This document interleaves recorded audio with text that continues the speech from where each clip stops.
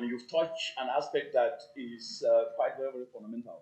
Leakages, leakages, leakages. I'll get to Garrett from the African Development Bank, the bank of the continent.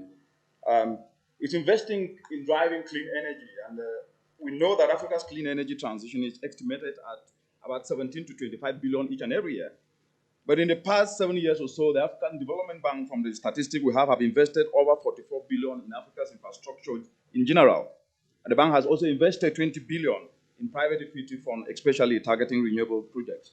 You've heard from partners, she's talking about leakages, which means that these investments and the leakages could have added to this. But what I would like to hear from you, how do you think these resources could be effectively used to help, building on what we've already heard, to cover the financing for critical minerals, especially to ensure that value is added and investments remain in the continent?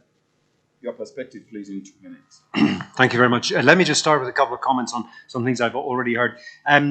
We also experience, for example, in financing renewable energy projects, that donors are scrutinizing the source of solar panels and enforced labor, particularly coming from China. And this is it speaks to this supply chain transparency and some of the points that Fatima mentioned. So this is really happening. We are seeing that investors are very aware of these issues, and it's encompassed within the environmental and social safeguards which need to address topics such as gender and youth and child labour. The other point I want to highlight is that I think it's not all doom and gloom. And here, I should be clear, I'm really referring to the majors that Fatima mentioned, the global companies listed in the global north, and not the artisanal scale activities. But when we look at the direction that investment is going, actually the Paris Agreement is starting to bite. The Paris Agreement has this clause 2.1c that says that all financial flows need to be aligned with the goals of the Paris Agreement. And that means that all money invested in due course is going to have to be invested in activities that lead to low carbon and climate resilient development.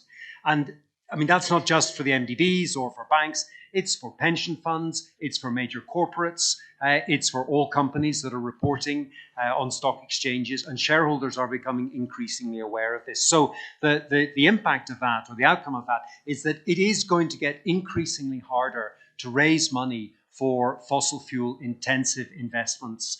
And investors are going to be seeking opportunities to invest in projects that advertise themselves as Paris aligned. And that means low carbon, climate resilient. So a mining company that wants to raise money to invest in producing critical minerals that aims to do so using fossil fuels is going to find it hard.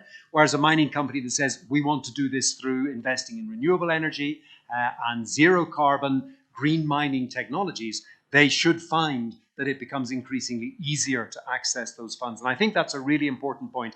You know, you see the momentum of these talks this week.